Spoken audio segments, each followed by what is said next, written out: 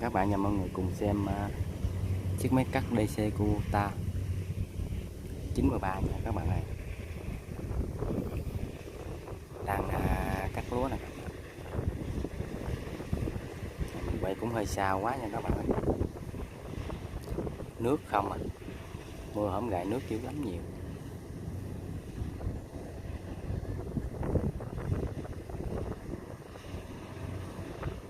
Nước mà thấy máy này chạy cũng lẹo quá.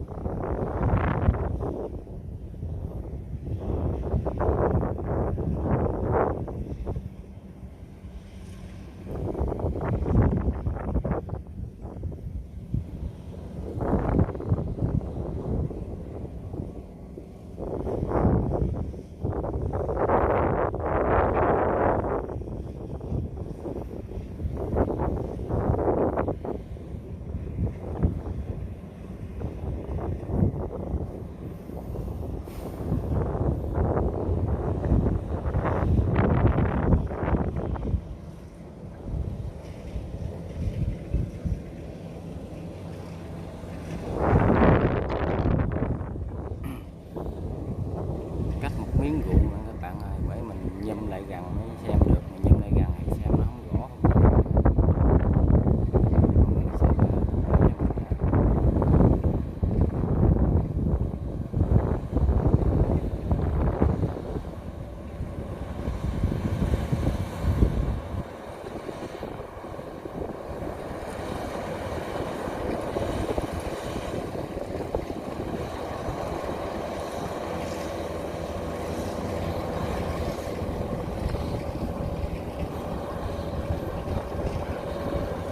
Chơi xa lắm rồi các bạn, nó gần đâu nha, mình xả ra cái nè, mất tiêu đó, các bạn thấy không, không dốc đâu,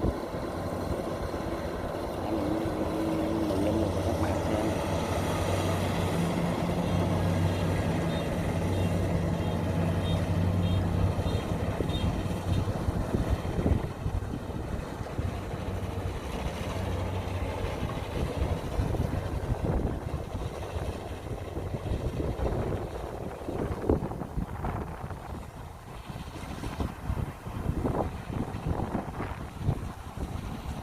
Còn miếng ruộng này dài cái đầu ruộng luôn các bạn, dài cái đầu ngàn luôn á, xa lắm.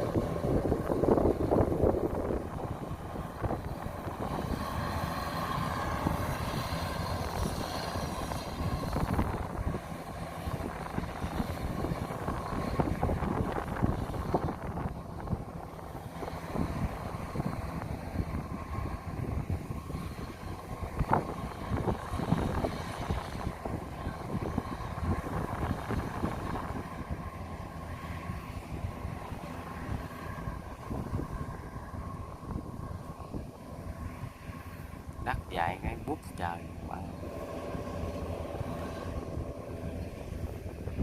xa ghê.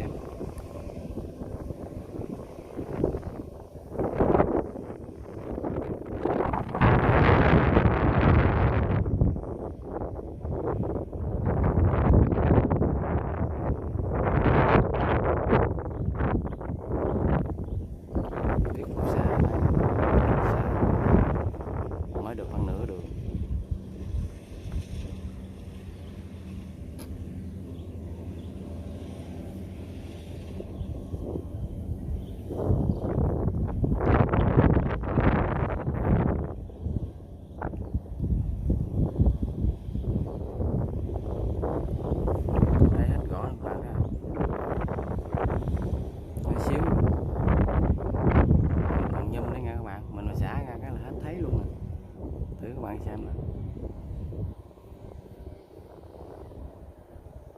thấy không? Dữ lắm xà, không biết đất dài gì.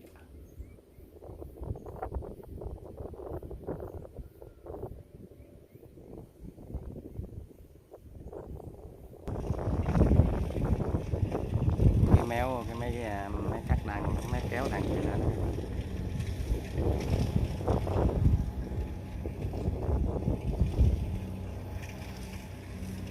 Kéo đường xa đuối ha.